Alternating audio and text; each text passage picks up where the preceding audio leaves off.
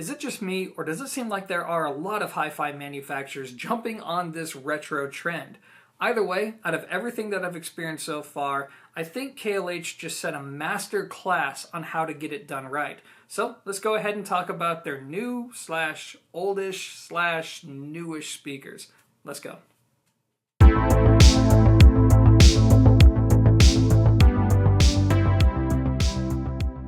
So here it is, the KLH Model 5. Now I'm not sure how you all feel, but I think KLH absolutely nailed this mid-century aesthetic. And even though it's not going to be to everybody's taste, I for one absolutely love the way these speakers look. While they have a commanding presence in the room, they nonetheless look classy and very easy on the eyes. And I can't wait for other reviewers to better show off what these speakers look like in a real-world environment, because heaven knows you don't come to zero fidelity for the production value. Now before I begin, I need to give you all just a very brief history lesson about the Model 5. Essentially, it's a speaker that KLH released all the way back in the late 1960s, and it was a very significant release at the time, selling in the many thousands. Now to be clear though, what you're looking at right now is not like a modernization of the original design. Instead, you need to think of this speaker as more of a spiritual successor. So with that said, let's take a closer look at the Model 5. And I have to admit that every time I walk by it, I can't help but stop and admire the wood veneer that they use. I believe they call it West African mahogany. I want to say it's cherry, but I'm pretty sure it's mahogany. Look, if I'm wrong, you'll see some text on the screen somewhere. I also like the grills. The grills have this nice dark color to them. They're textured, really soft to the touch, and they really just hammer home that old school vibe. Now to take off the grills, you just go down here, pull on this, and then, bam, there you go. Here's our drivers. And that leads me to the overall design of the Model 5. So the big question that many of you may have is, okay, so they look like old school speakers, but what makes them so special? Well, the easy answer is they're one of the only products today that uses an acoustic suspension design, meaning that there are no ports on them, nor is there going to be a passive radiator. Instead, they rely on air inside of the cabinet to give you some sonic advantages. So what I'm going to do now is tell you about at least some of the advantages that I can remember, and I'm sure the rest of you will fill in the blanks in the comment section below. So the first thing is that without a port, what you gain is better flexibility in terms of positioning the speaker within a room. Plus, you don't have to worry about distortion from port chuffing or resonance at the ports. And then beyond that, because you have air inside of this cabinet, this air is basically serving as a cushion or a springboard, if you will, for the drivers. So what this does is it better minimizes energy loss. So when this woofer is moving, that air helps it to restore its resting position. Also, that air helps to minimize resonances across the cone material, and plus it helps to give the bass more natural roll-off and extension. Like I said, there are other advantages here, but I'll leave that to you all in the comment section to fill in what I left out. Anyway, let's go back to the overall design of the Model 5. So what you're looking at is a three-way loudspeaker. So let's go ahead and look at the drivers. We have a 1-inch aluminum dome tweeter up top. We have a 4-inch paper cone woofer to handle the mid-range. And then we have a 10-inch paper cone woofer to handle the bass. Now you will notice that the speaker is sitting on a stand. Yes, this stand comes shipped with the speakers. It's a metal stand with a 5-degree slant, which helps to aim the speaker more toward your listening position when you have them set up. Now it's also important to note that you have the option, emphasis on option, to purchase these grills. I believe they call them stone-washed linen, that give the speaker more fresh vibe. It's a light color grill, and as you can see, looks pretty nice. So that is going to be it for the front of this speaker. If you're interested in the specifications and pricing information, just click on the description box below. Otherwise, there's something pretty cool on the back that I want to show you first before I tell you all about how these bad boys sound. So let's get to it. So here's the back of the Model 5, and as you can tell, there's not a whole lot going on until we get to the very bottom of the speaker. So what I'm going to do now is to put the camera on a tripod. That way I keep you guys from getting motion sick as I talk about this pretty cool and unique feature. So obviously this is our back terminal plate where you will find your 5-way binding post for the speaker cables. But the main thing that I want to talk to you about is this treble attenuation switch. Now I know what some of you may be thinking. You're looking at this right now and you're going, oh, I get it. The most neutral response out of the Model 5 is left in the middle, and if I want more treble, I'll just go to high, and if I want less treble, I'll just go to low. Easy as that. Well, that's not exactly what's going on here, because remember, attenuation means to reduce. So this is meant to reduce treble output. So if you want the most neutral response out of the Model 5, you'll leave it on high, but if you want a mild reduction, you go to mid, and that will take things down by 1.5 dB. But if you want even more reduction, that's when you go to low, and that will take things down a whole 3 dB. And I don't mind saying that in my room and to my taste, I actually prefer the sound with it on low, and that's because my ears are pretty close to the speaker. I'm in a small, well-treated room, and plus, I just don't like a whole lot of treble energy. And I'm very thankful that this option is available. Always good to have options. But now with all of that said, it is finally time to get to my favorite part of the review, which is to talk about how these speakers actually perform. So let's get to it.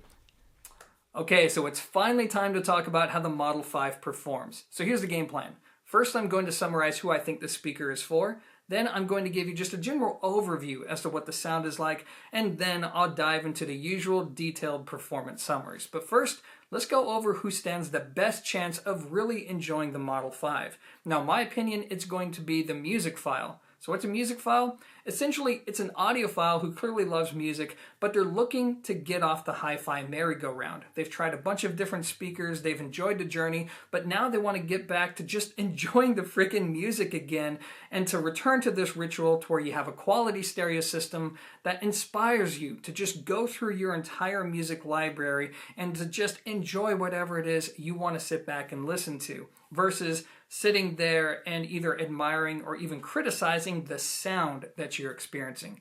If that's you, and if this aesthetic works for you, then there's a good chance you're going to love these speakers.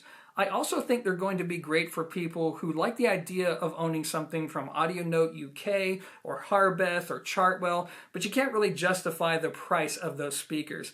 This gets as close as I've heard to that general sound for a lot less money. And that leads me, of course, to how these speakers sound. So in a nutshell, what you're getting from the KLH Model 5 is a presentation that is full and expressive. Let's break this down a little further. The treble, left in a neutral position, ironically enough, sounds a little bit lively, a little bit expressive. But remember, you can attenuate the treble to taste so it could be just as smooth as you want it to be. The mid-range is very full-bodied, yet at the same time, pretty neutral with really good tone. And then you have the bass, which takes on this slightly warm character, and honestly, it is much stronger than you would expect from a speaker this size. And really and truly, it is far more balanced than its main competitors from the likes of the Klipsch Heresy 4 or even the JBL L100. And I think this is a speaker that's less polarizing and will appeal to more individuals, especially when they listen side by side.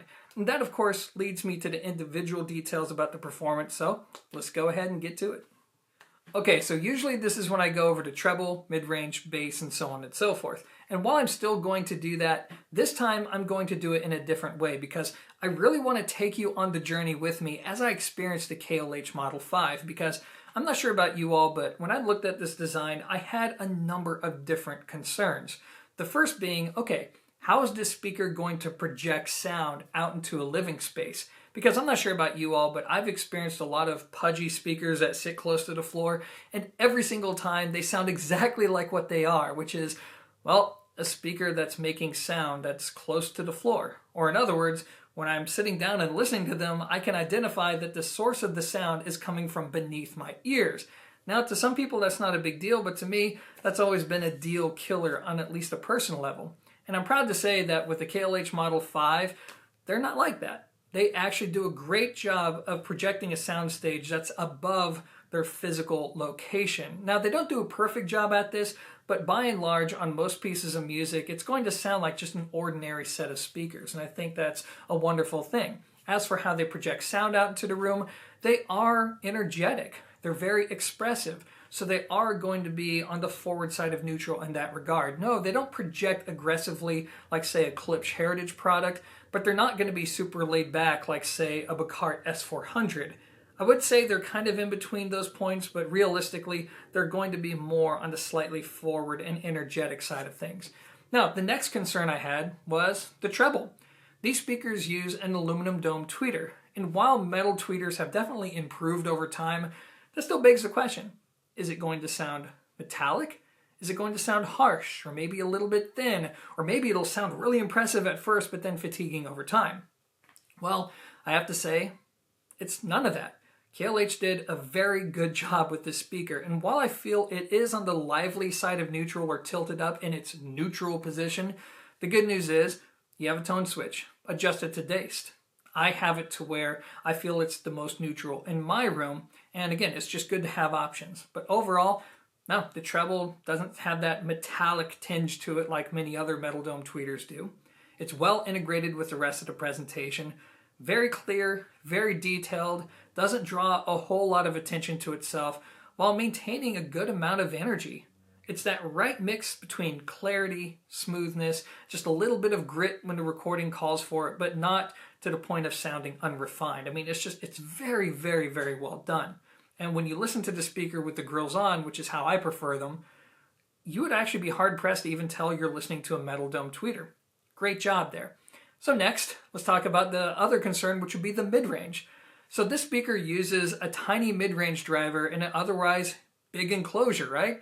You have a metal dome up top, you have a big 10-inch woofer on the bottom, so naturally one thinks, okay, the mid-range is probably going to be a little bit thin. This is probably going to be more of a V-curve experience.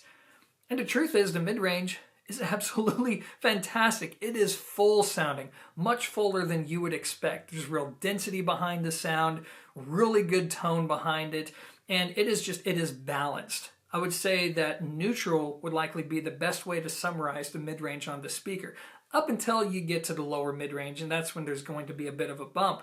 But otherwise, the mid-range is fantastic. In many respects, it reminds me of Harbeth, like the Harbeth 30s.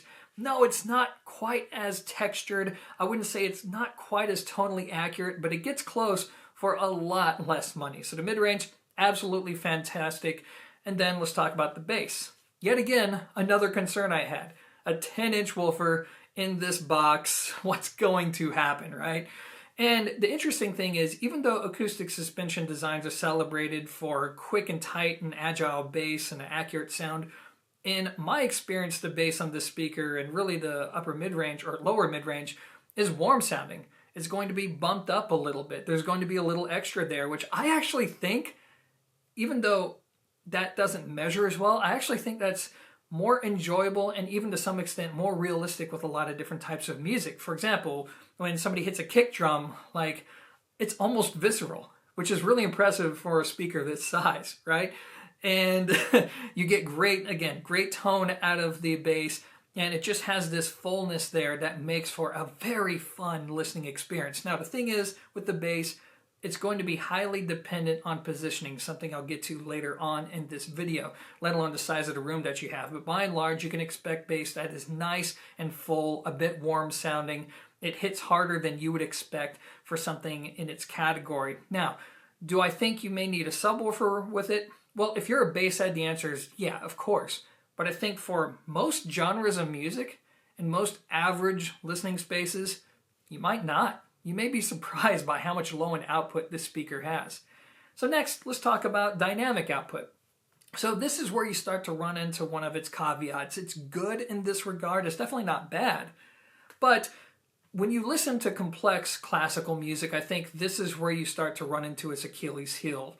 You know, it can't really handle those really complex passages as well as some other speakers, especially ported speakers in and around the same general price range. Just about every other genre of music it excels with, except for maybe literally complex, full-scale symphonic pieces. But it's just something worth noting.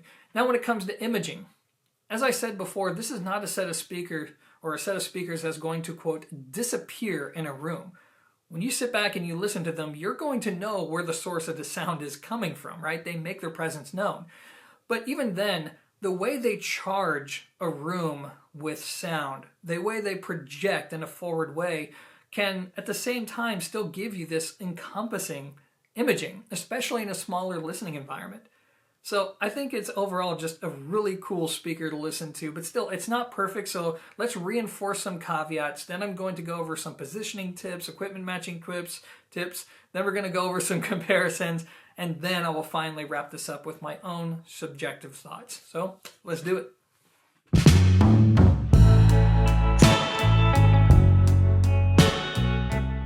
Okay, so while the Model 5 has a lot of things going for it, it's not going to be for everybody, right? And it's my job to make sure that you know exactly what you're getting into before you make a purchasing decision. So let's go over some caveats, and to be clear, to help me out, I actually wrote down a list. That way it's just easy for me to keep track of and I don't miss anything important. And the first thing on my list is actually something I just spoke about, which is these are speakers that do not disappear in a room. When you're sitting down and you're listening to them, you're going to know where the source of the sound is coming from. And for some people, that's going to be a deal killer. There are audiophiles out there who like it when the speaker gives you this spacious sound to where you feel like you can't identify where the sound is coming from. And if that's you, totally cool. These probably aren't for you. But I don't mind saying that I love the way these speakers lay down a soundstage. I do think it's enveloping all the same. I love the way they charge the room with energy, their slightly forward presentation. And one of the things I forgot to talk about is the lock solid image in between the two speakers. I think it's pretty cool, but again, not everybody is going to like that. Moving on. These speakers need just a little bit of volume in order to showcase that expressive character that I've been talking about. Don't get me wrong, they sound great at volumes like, say, under 70 dB. They'll sound detailed, full, and balanced, and I do think they handle low volumes better than, say, the Marantz S400, but still, for somebody who pretty much lives in that whisper range, these speakers may not be the best choice for you. Conversely, though, if you like to really jam out, these speakers can handle volume surprisingly well. So, moving on. As I also said, classical music is the only genre of music to where I think these speakers just don't really hit their stride, so to speak. Very specifically, full-scale symphonic pieces. Electronic, fine. Rock, metal, fine. Country, pop, indie, the list goes on and on. It sounds great with just about everything but that genre of music, so if that's what's most important to you, again, it's a pass. Next, the bass will depend almost entirely on positioning within a room and the size of your room. It can go from sounding nice and warm and thick to sounding very quick and agile. It just, again, depends on your space. And that leads me to some positioning tips. So let's make that transition.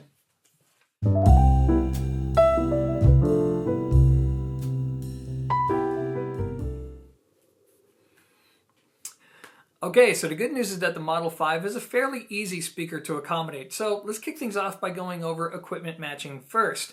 Now when it comes to power output, I think most people will want to pair these up to amplifiers that output anywhere between 50 to 100 watts per channel. I think this is what's going to cover most listening habits. Now clearly, if you're in a bigger room and or you listen at high volumes, you may want to use amplifiers that output more than 100 watts per channel, but don't be afraid to use them because trust me, these speakers can get quite loud. Now, for those of you who run tube amplifiers, yes, the Model 5 can work well with a tube amp, but you need to use some common sense here. This is going to be a match for somebody who's either in a small room or for somebody who listens at moderate listening levels. Now, moving on, let's talk about the kind of gear that I think pairs up real well to the Model 5. And in my opinion, it's equipment that takes on more of an exciting, muscular sound. Let me give you some examples.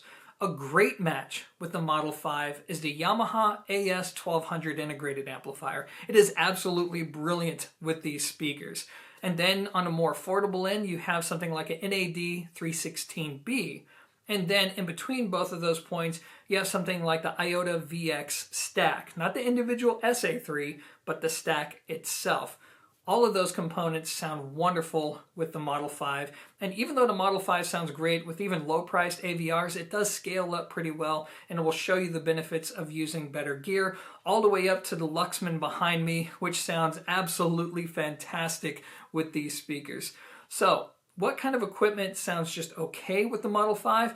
Well, I would say anything that has a reputation for giving you a warm and or fairly neutral sound. And to be clear, the Model 5 still work very well with those type of components, but you're not going to get quite that same exciting character that I reported in this review. Instead, it's going to be just a little flatter sounding. Not bad, just not quite the same as what I'm reporting in this review. Next, let's move on and talk about positioning within a listening room. So again, these speakers are pretty easy to work with. First, let's talk about tone. In my experience, these speakers sound best with the grills on, with only a minimal amount of tone, with the drivers pointed to, say, the outside of the shoulder area. But the good news is, this is free for you to try, so go ahead and experiment and see what sounds best in your room to your ears. Next, when it comes to pulling the speakers out from a wall boundary, really all they need is about a foot to a foot and a half away from any wall boundary to really open up and show you what they can do. So they're pretty easy to work with in that regard. Now when it comes to bass output's interesting. In a small room and close to a wall, you're going to get that strong, warm sounding bass output. However, when you put these speakers in a larger, more open space, you're still going to get strong bass, but now it's going to sound more like that classic acoustic suspension design to where it's more about speed than heft. So just kind of adjust your expectations accordingly.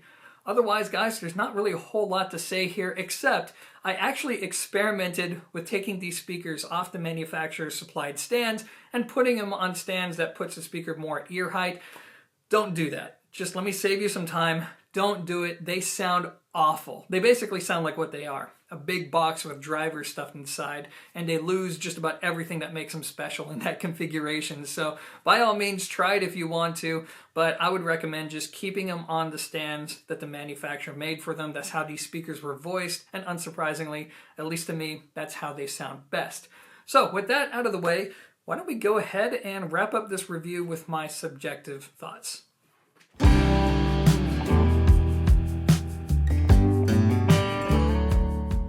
Okay, so I know what some of you may be thinking right now. Well, wait, Sean, that's it? What about the comparisons? Those are really important. You said you were going to make comparisons for us. Well, don't worry, I got you. I'm just going to save that for the very end of this video. But for now, I want to focus on my subjective reaction to the Model 5, because so far I've been very neutral in my assessment, and now it's time for me to just completely discard neutrality and to tell you all what I personally think about the Model 5. And I'm just going to be very blunt. Out of the many speakers that I've reviewed here at Zero Fidelity, these are hands down my favorite speakers that I've ever reviewed in the $2,000 price range. Like, it's not even close. And that is with great respect to other products that I really like at the same price, like the Bacard Audio S400. So what is it about the Model 5 that I like so much? Well, this is where it's hard to put into words. Because again, this is going to be entirely subjective. You see, I have been doing this hi-fi thing for a long time. I've experienced a lot of different products, and quite bluntly, I'm probably one of the most jaded audiophiles you will ever come across, whether it's in the community or even within the industry. Because I've made the mistake of turning something that was a passion and a hobby into what's essentially a job that I don't really get paid for, right? Or I get paid very little for. And that means whenever I listen to my stereo system, it's for reviews. I always have the, quote, reviewer cap on. And because of this, I don't really get to sit down and just enjoy a product for what it is. I sit down, I critically listen, and then I move on, I do the review, I sit down and I critically listen to another product, and so on and so forth. It feels like this endless cycle that I've gotten myself into. I'm not looking for pity.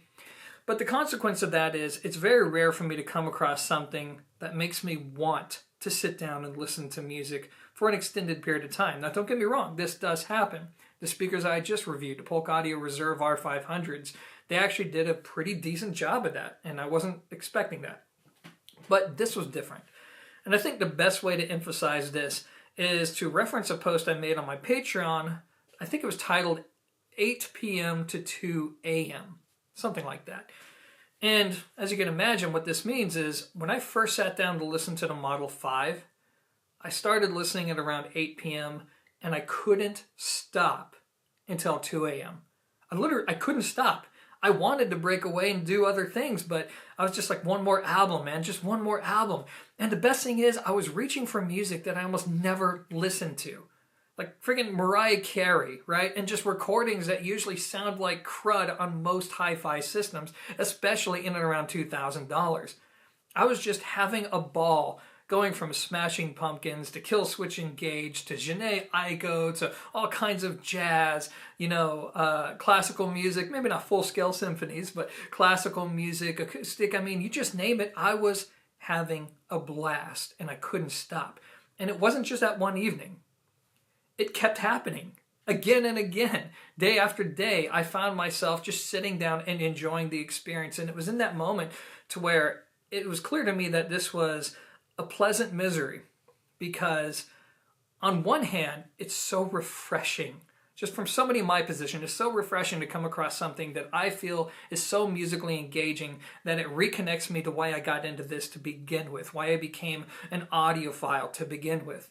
And yet, the misery part is that when you find that as a reviewer, it makes it very difficult to want to review anything else because, yes, I know that as time goes on, I'm going to find products in and around the price that are going to do this and that better. I may even find products that are technically better than the Model 5 in just about every single way.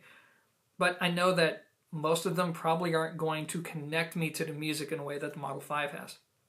And that, in short, God knows, this is like a 5-minute ramble, but that is why they're my favorite speakers in their price class. And I think, given the competition, which I'll get to in a moment, I think KLH has the most well-rounded option that I've seen for somebody who wants that kind of retro look, but more of a well-rounded listening experience. If that's what you're looking for, you should definitely check these out. That is going to be my take on the Model 5. Stick around if you're into comparisons, but if this is the end of the line for you, then hey, thanks for watching, enjoy the music, and until next time, peace. So now it's time to go over some comparisons. Now before I begin, I need to make two things very clear to you all. Number one, look, there are many wonderful speakers to choose from in and around the $2,000 price point. I haven't heard them all, I never will hear them all. All I can do is comment on the speakers that I have experienced, especially those that I think you all may cross-shop between the Model 5. And then next, number two, I know people love the idea that they're buying the, quote, best speaker that money can buy. But the truth is, there's no such thing as the best, and everything leverages itself out in the market. As you will soon find out, it's all a matter of choosing what you prioritize in terms of looks and sound. So, to get this started, let's focus on what I think many of you would like to know, which is, how does the Model 5 compete against speakers like the JBL L100 and the Klipsch Heresy 4? So first, tripping over my words already, let's start off with the JBL L100. So this speaker retails for a lot more money, almost double the cost, and you don't even get a set of stands with it, right? So how do they compete in terms of sound? Well, the JBL definitely has a different sound. It has a sharper, brighter top end, a thinner sounding mid-range. It projects in a pretty forward way, maybe even slightly more forward than the Model 5, and it has a slightly punchier, more dynamic sound. It's a fun speaker to listen to, but it is going to be polarizing due to its coloration. The Model 5, by comparison, is going to be smoother along the top end. I think the driver integration is more seamless. The mid-range is much more neutral and more natural sounding to my ears, and the bass is going to take on more of a warmer tonality to it. It's not going to be quite as quick, but the exchange for that is you're going to get a fuller sounding presentation out of the Model 5. So subjectively speaking, my vote hands down goes to the Model 5 for a lot less money. Next, let's talk about the Klipsch Heresy 4.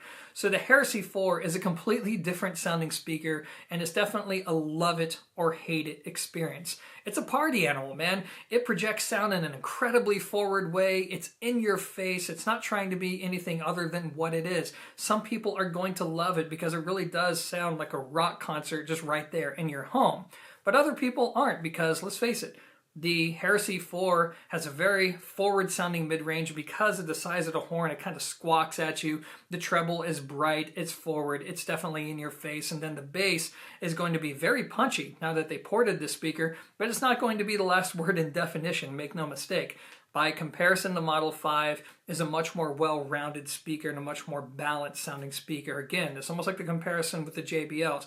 The mid-range is more natural sounding. It's actually fuller in scale than the Heresy, even though it's not as forward. The treble is going to be much smoother, and the bass is actually going to dig deeper than what you get out of the Heresy, even though the Heresy is going to be just a little punchier. Again, it all depends on what you want. For me, my clear favorite is the Model 5, but to other people, they're going to go with the Heresy 4. Now, speaking of Klipsch, let's briefly touch on a comparison between the Model 5 and the Forte 4. I don't think this is a fair comparison due to the extreme price differences here, but I could see some people just wondering about it. So the Forte 4 is, in fact, a really good speaker. It's basically like a more mature version of the Heresy, and depending on how you set it up, it could even sound like a baby Cornwall. Now, this is where I think the Klipsch has a number of different advantages. Yes, it's still going to project in more of a forward way. It's still going to have a brighter treble presentation, a more forward-sounding mid-range. The bass is actually, this is where the bass is going to be a little quicker and fuller sounding than the Model 5, at least in many different environments. And of course, the Forte is going to be an easier speaker to drive. You can use low power tube amps and get away with it a little bit better than you can with the KLH. So overall, you're just going to get this bigger sense of scale, a more forward and lively sound. And I have a funny feeling that if you were to take, say, 10 people and have them audition both speakers side by side, I'm guessing it'd be a 50-50 thing as to what people prefer. Do you want that more forward presentation and relatively full sound of the Forte? Or do you want to go with the easier going and more balanced and warmer sounding presentation of the Model 5? It's up to you to figure out. See, there's only two more speakers I really want to talk about here. The next being the Tecton Design Double Impact. Again, we're talking about a speaker that retails for more than the Model 5, right? But I can still see people asking about this. So this is where it gets really interesting because I think the Double Impact is technically the superior speaker in just about every way. It's a lot larger, it's fuller range, it has a bigger sense of scale in the mid-range, it has slightly cleaner sounding mid-range, the treble is going to be a little bit smoother, the Double Impact is easier to work with, it sounds better across a wider variety of component types. For all intents and purposes, it's just a better speaker in just about every way. And yet, subjectively speaking, as much as I love and admire the Double Impact, I actually prefer the Model 5 for myself. Why? Because it's smaller, I think it looks better in the room, and I like the character of the Model 5 more. I like the fact that there's a little bit of liveliness to the treble, just a little bit of sharpness that the Tecton doesn't have. I like the fact that there's that little bit of bump in the lower mid-range and upper bass on the Model 5. It's not as linear as the Double Impact, but it still just adds the sense of weight and fun that the Double Impact doesn't quite have.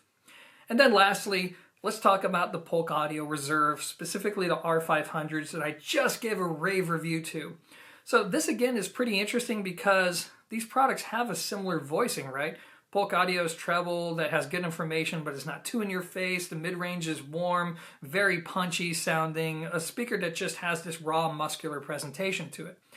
Ultimately, I think the Reserve series is best for somebody who's just getting into audio, or maybe you're still new to it and you want to be impressed by what you listen to. I think the Reserve fits that bill while at the same time being musical in a way that the KLH doesn't. The KLH is more for a refined taste, for somebody who's been there before and now they're ready to just pay more attention to the music versus the speaker. And when it comes to sound, I do think that the KLH has some advantages. I think that the treble is more clearly defined and more refined sounding. I think the mid-range is more neutral and more natural sounding. And ultimately, I think the bass extends lower than what you get on the R500s. Now, R500s will lay down a wider soundstage. They do the disappearing act very well. And they also have a meatier, punchier sound in the mid-range than what you get out of the Model 5, which is pretty impressive. Both speakers are really good, but I think at almost double the price, the Model 5 is worth it if you're a music lover who's looking to get off the merry-go-round. And I'm sure people are going to ask me about how they compare to bookshelf speakers and all that. And really, I'm not going to go there because if you want a bookshelf speaker, get a bookshelf speaker. If you're looking for a small tower, get a small tower. It's as simple as that. So that is going to be it for this video, guys. This has been a long one, but hopefully you took something away from it. Hopefully this will help you make a decision on whether or not to go with the Model 5 or to keep searching for something different, right? Anyway, okay, we've reached the end. As always, guys, thanks for watching, and until next time, peace.